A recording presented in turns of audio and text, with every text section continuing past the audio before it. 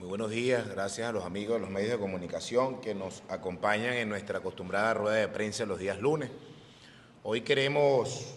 como ha sido ya de manera rutinaria, la presentación de nuestro informe y resumen en relación a la presentación de nuestra agenda Venezuela Cambia. En esta oportunidad queremos hablarles de lo que fue el desarrollo de la presentación de esta agenda en la ciudad de Barcelona,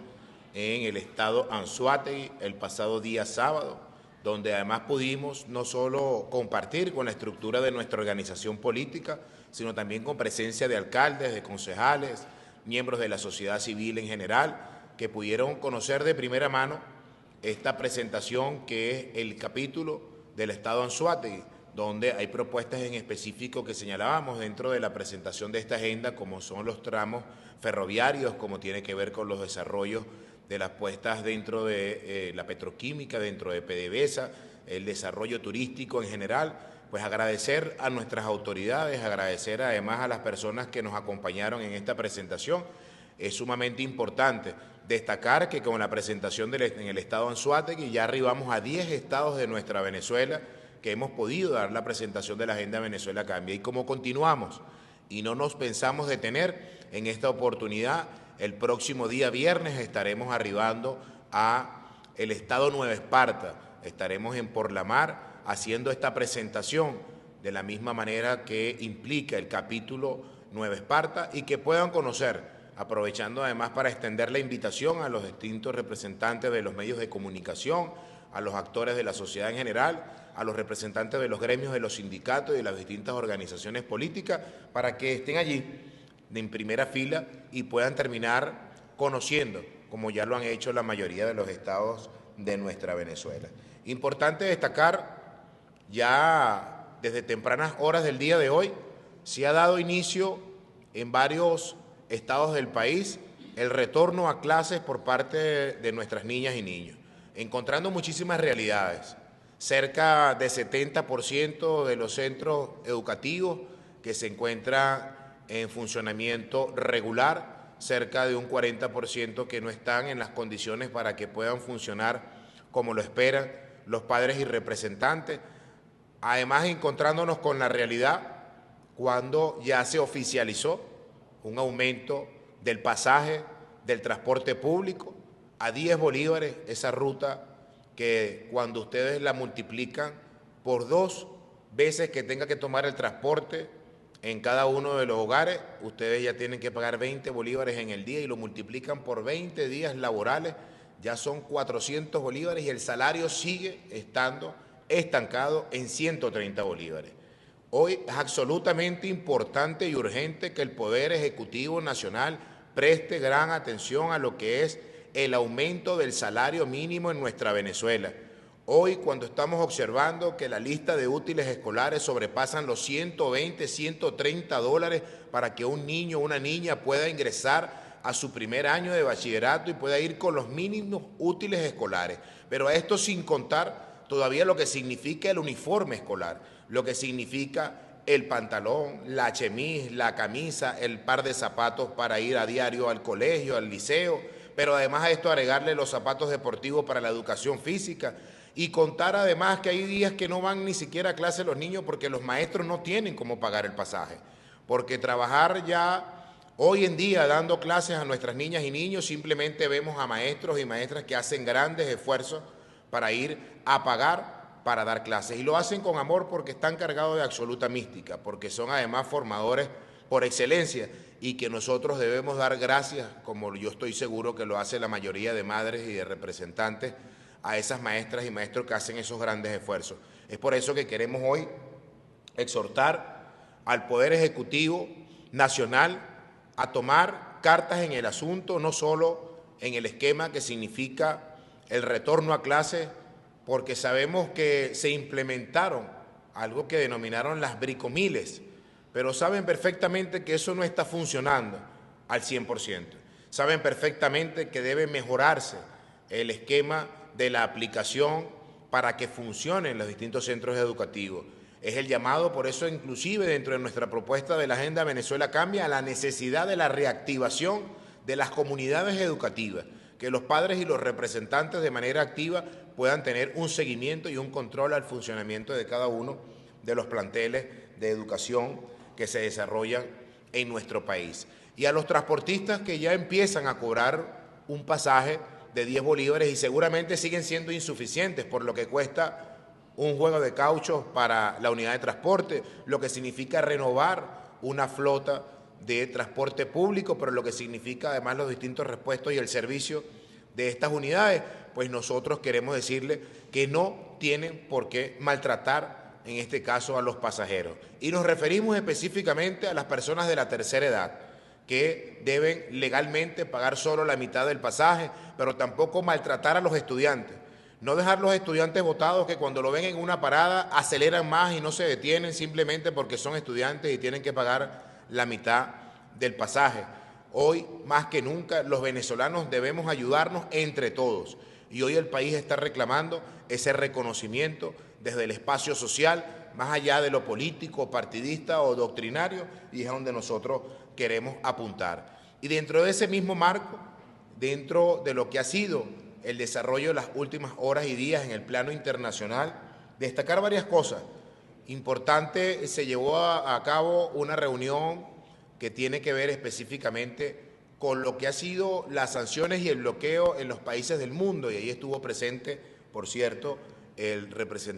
alto representante en materia de derechos humanos, Volker Turk, y también la relatora Adela Dohan, donde claramente dejaban pues por sentado y reflejado que el esquema de sanciones y de bloqueo en la mayoría de los países donde se está aplicando actualmente no está arrojando ningún tipo de resultado político. Por lo tanto, lo que está dejando simplemente son deficiencias en el desarrollo de las naciones, deficiencias en el accionar diario de las distintas familias, y que hoy ese esquema no está ayudando a solventar las distintas crisis que atraviesan los distintos países del mundo.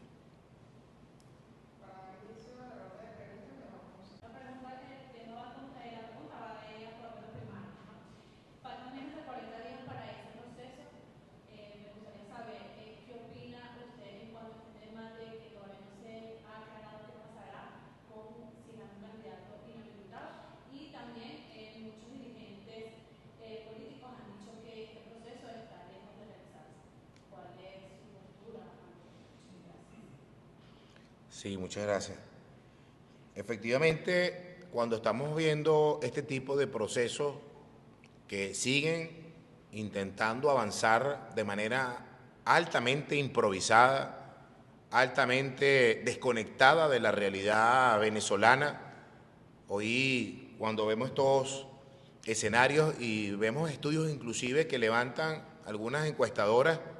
y creo que cuando dicen, bueno, ese es el mundo político, yo creo que no, yo creo que ese es el submundo de los que hacen política, porque la mayoría del mundo venezolano está abocado a las necesidades que están atravesando en cada una de las comunidades. Ese sector político sin duda está completamente desconectado de la realidad de nuestra Venezuela. Pero además es lamentable que ese proceso siga avanzando, y siga avanzando primero porque es completamente improvisado. Ya lo ven cuando observan los números en materia de centros de votación, en materia de mesas electorales, no es nada representativo. Por supuesto, cuando vas a un esquema que es manual, cuando ves cuántas personas pueden votar en el tiempo que realmente tienen para desarrollar el día de jornada que va a abarcar este proceso, bueno, aquí va a ser el que aplique la operación Morrocoy Coicoy, y el que tenga 50 electores en un centro de votación, en una mesa electoral, pues sencillamente de ahí no va a poder pasar la cantidad de electores. Esto significa que difícilmente pueda llegar a 1 millón de electores, que no es la realidad, y no sabemos si es 1 millón de electores naturales o es 1 millón de dirigentes políticos municipales, parroquiales, estadales, que no lo estamos menospreciando, sino que simplemente ahí no está el reflejo de lo que es la mayoría del pueblo venezolano. Es por eso que además, como consejo, una organización política además que tiene una candidatura y que fue inhabilitada por la Comisión Nacional de Primaria, les aconsejamos que este proceso sea pospuesto o que sea suspendido. Y que sea pospuesto o suspendido por la razón siguiente: ahí no está la representación mayoritaria de los que nos oponemos al Partido Socialista Unido de Venezuela. Y ahí están los números y los resultados del pasado 21 de noviembre del año 2021. Y cuando vemos este esquema en la cual se sigue desarrollando, inclusive cuando ves esos estudios de esas encuestas, que las gana quien las pague,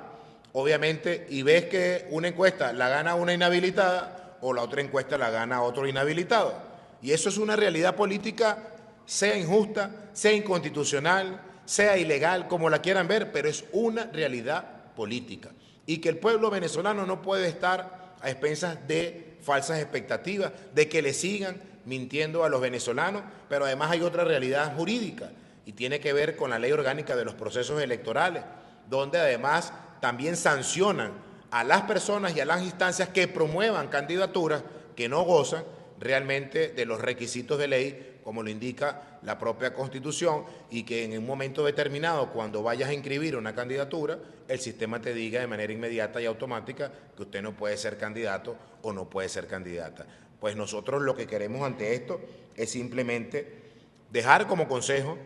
de que se pospongan estas elecciones primarias, de que busquen la manera de lograr un diálogo con los sectores políticos que no estamos participando en este proceso, algunos porque nos excluyeron y a otros porque no creen en que ese proceso pueda ayudar a solucionar los problemas políticos y sociales de Venezuela. Gracias, ya ven. Sí, la propuesta salarial, nosotros a inicio del año presentamos ante la Asamblea Nacional una ley de emergencia salarial que contiene 22 artículos, donde lo único que estamos pidiendo, primero que todo, es el cumplimiento de la Constitución. Artículo 91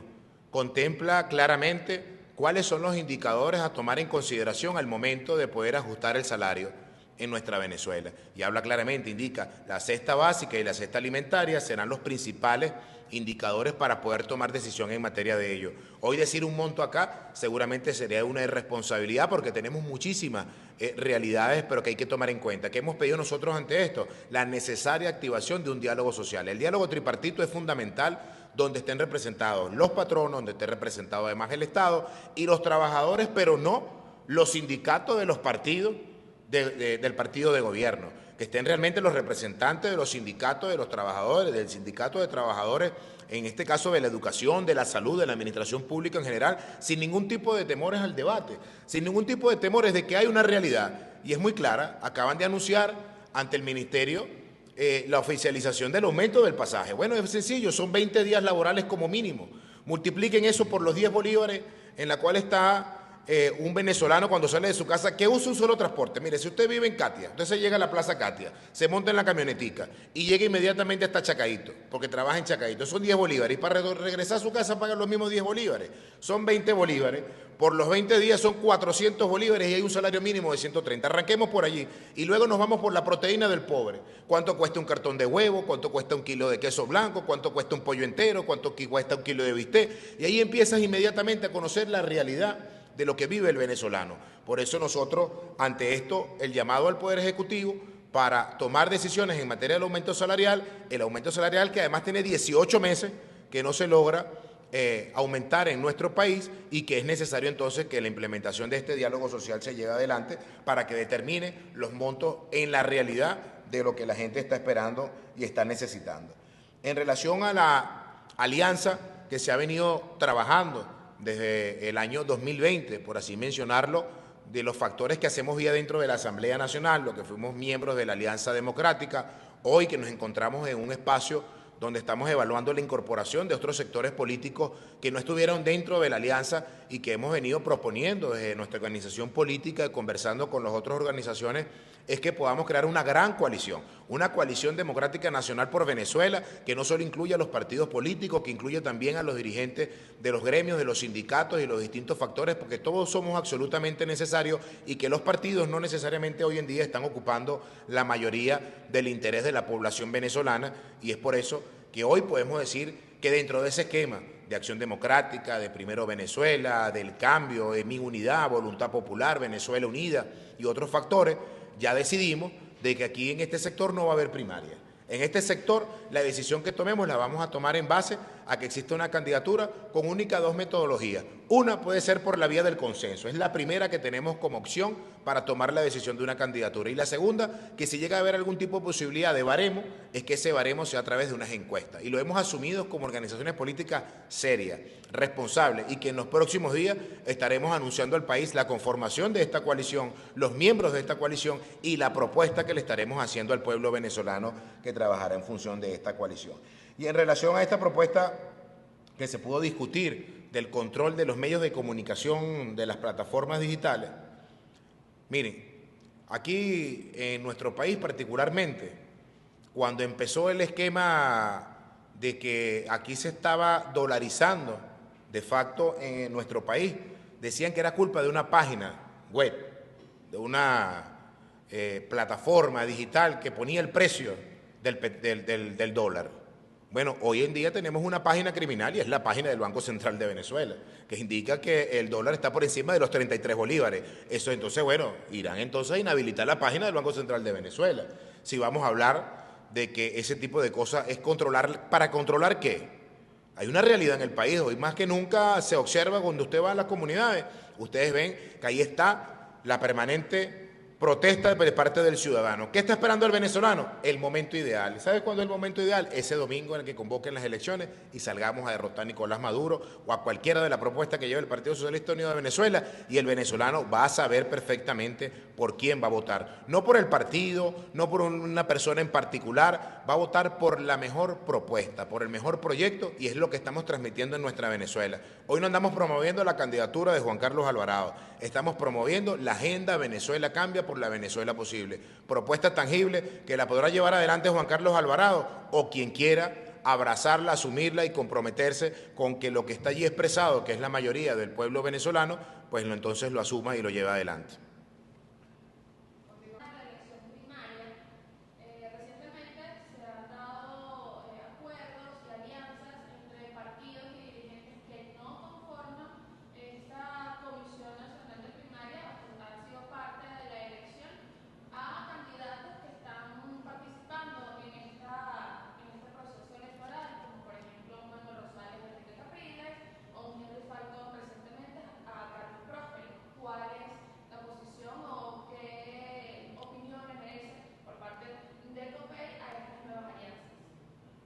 Gracias, Michelle. Bueno, por cierto, Michelle, hacerme solidario, nuestra organización política, con que vimos por allí una manifestación de agresión a los medios en el aniversario del hermano Partido Acción Democrática. Miren, fíjense, ese escenario es bastante complejo, extraño, pero también natural, y ojalá sea muy, muy sincero. Y voy a mencionar por la última mención que realizaste, en relación al señor Henry Falcón, respaldando la candidatura de Carlos Prosperi. Mira, ojalá estos acuerdos sean sinceros y de corazón. Bien extraño. Henry Falcón, el último candidato presidencial en el 2018, esos que hoy él está respaldando, lo llamaron a él cómplice del régimen, lo llamaron alacrán, lo llamaron que era una persona que estaba desvinculada completamente de la realidad política de la oposición, y ahí fue él a dar ese respaldo. Pero es que yo a veces siento que esos respaldos al final no terminan siendo sinceros. No sé si esos respaldos o esas posiciones. Mire, acaba de pasar el 13 de septiembre, y por eso te mencionaba lo del aniversario de Acción Democrática. Porque yo escuché por ahí en las redes sociales, pude ver un video de un señor que todavía está en política y ojalá se retire pronto, se llama Henry Ramos Alú, y hablaba en relación específicamente de Copey. Y lo que el señor allí no hablaba y decía, sino lo que escupía, de verdad daba mucha lástima, porque hablaba mal de un partido con 77 años de historia y que bastante, y ellos lo saben, y aprovecho este medio para hacerlo público, porque me llevan a hacerlo público, Henry Ramos, Piero, Prosperi, ustedes venían pidiéndonos que lo respaldáramos a las elecciones primarias. Pero ¿cómo uno respalda ese tipo de cosas cuando tienes esa actuación hipócrita, donde simplemente no le están diciendo la verdad a la gente y que dicen algo a los micrófonos para complacer a radicales, pero a las espaldas hacen otras cosas con nosotros? Y hablemosles con la verdad al país. Y así difícilmente se pueda construir alianzas perfectas, reales y completamente creíbles. Nosotros por eso hemos dicho que esas elecciones primarias lo mejor que puede ocurrir es que sean suspendidas, es que sean pospuestas, si realmente quieren hacer de allí una candidatura que pueda derrotar a Nicolás Maduro, porque si no van a hacer una candidatura que se va a repetir el escenario del Estado Táchira, ¿no? Que la candidatura que salga allí, en esa consulta interna de la plataforma unitaria, va a ser para lograr que Nicolás Maduro vuelva a ser reelecto, porque en el Táchira, ¿quién perdió? Perdió Lady Gómez electoralmente, pero ¿quién perdió en sí en el momento electoral? El pueblo del Táchira, porque la división que pudo promover la Mesa de la Unidad Democrática, encabezada por Carlos Prosperi, por Henry Ramos Alud,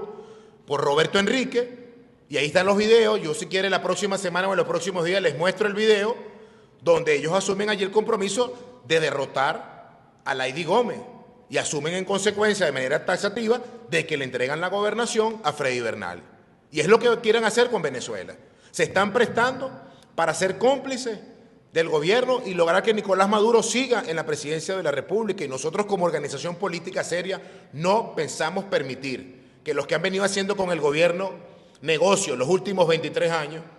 valga decir Julio Borges, Leopoldo López, Henry Ramos Alud, no vamos a permitir que sigan teniendo a Venezuela sumida en un espíritu real y genuino de la confrontación política como apariencia, pero al final se traduce en resultados de negociaciones políticas y personales, y ahí podemos remitirnos a las pruebas. Vean lo que está ocurriendo con el supuesto diálogo de México. ¿Qué está ocurriendo allí? Allí hay una negociación a cambio de dádivas políticas personales o partidistas. Ahí no hay el espíritu genuino de cómo hacer de que la plata que le tienen represada a nosotros los venezolanos lleguen a las arcas para que podamos tener un mejor salario para los maestros que arrancan las clases a partir de hoy, sino que no, ahí hay un esquema político, partidista, personalista y que lo menos que está pensando es en el pueblo venezolano. Nosotros repetimos, ojalá estos tipos de acuerdos lleven a que nos podamos reencontrar sin hipocresía, porque podemos pensar distinto, podemos debatir, porque es la esencia de la democracia, pero al final tenemos que actuar con sinceridad, bajo el marco del respeto, del reconocimiento, pero sobre todo de la rectificación, Henry Ramos.